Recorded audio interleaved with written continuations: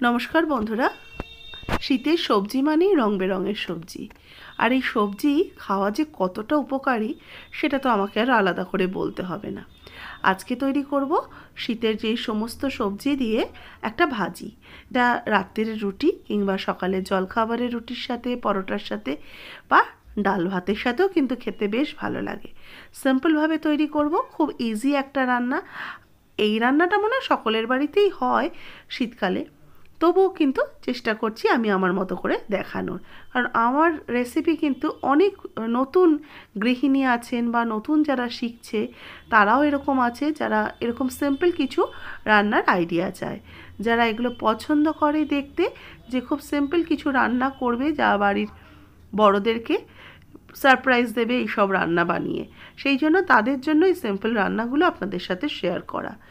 Bit নিয়েছি, বিটটাকে খোসা ছাড়িয়ে নিয়েছি। গাজর নিয়েছি, গাজরেরও খোসা ছাড়িয়ে নিলাম।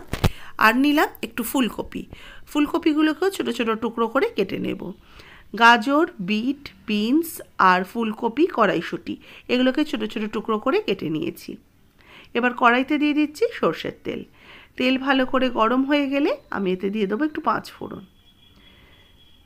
হাফ চা চামচ 5 ফোড়ন দিয়ে দিচ্ছি। এতে দিয়ে দেবো একটা শুকনো লঙ্কা ফাটিয়ে। 5 ফোড়ন আর শুকনো লঙ্কাটাকে একটু হালকা করে ভাজা ভাজা করে নেব। বেশ ফোড়ন থেকে যখন সুন্দর সুগন্ধ বেরোবে আমি প্রত্যেকটা সবজি একসাথে দিয়ে দিচ্ছি। এখানে আপনারা শিম কুচিও ব্যবহার করতে পারেন, বা শীতের আরও কিছু সবজি যেমন বাঁধাকপি একটুখানি কুচিয়ে দিতে পারেন। এমন নয় যে আমি যে কটা সবজি দিয়েছি সেগুলোই দেবেন। এতে দিয়ে দিলাম একটু নতুন পেঁয়াজ, যে পেঁয়াজগুলোর একটু পেঁয়াজ শাক সমেত বিক্রি হয় সেই পেঁয়াজ একটু কুচিয়ে দিয়ে দিলাম। মানে শীতের সমস্ত সবজি এর মধ্যে কিন্তু অ্যাড করলাম। দিয়ে এবার ভালো করে এগুলোকে মিক্সড করতে থাকবো। খুব সিম্পল একটা রান্না, খেতেও যেমন ভালো হয় আবার খুবই স্বাস্থ্যকর। এইভাবে ভালো করে সবজিটাকে একটু মিক্সড করে নিয়ে এতে এবার দিয়ে দেবো স্বাদ মতো লবণ।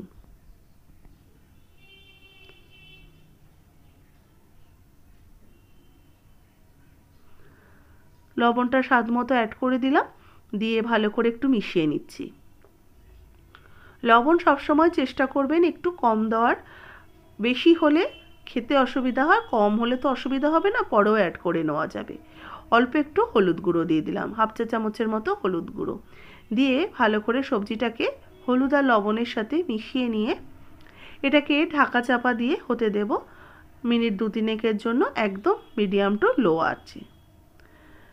সবজিও সুন্দর সেদ্ধ হয়ে যাবে, সবজির কালারটাও কিন্তু একদম একই রকম থাকবে। এবার কিছুটা কড়াইশুঁটি অ্যাড করে দিলাম, দিয়ে আস্তে আস্তে এটাকে এবার মেশাতে হবে।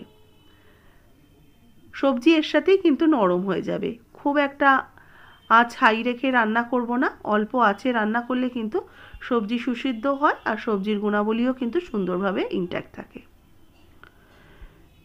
এবার এর মধ্যে দিয়ে দিচ্ছি একটু চিনি। এটা একটু মিষ্টি মিষ্টি হলে খেতে ভালো লাগে। বিট গাজরের তরকারি কিন্তু বা ভাজা একটু মিষ্টি মিষ্টি করবেন।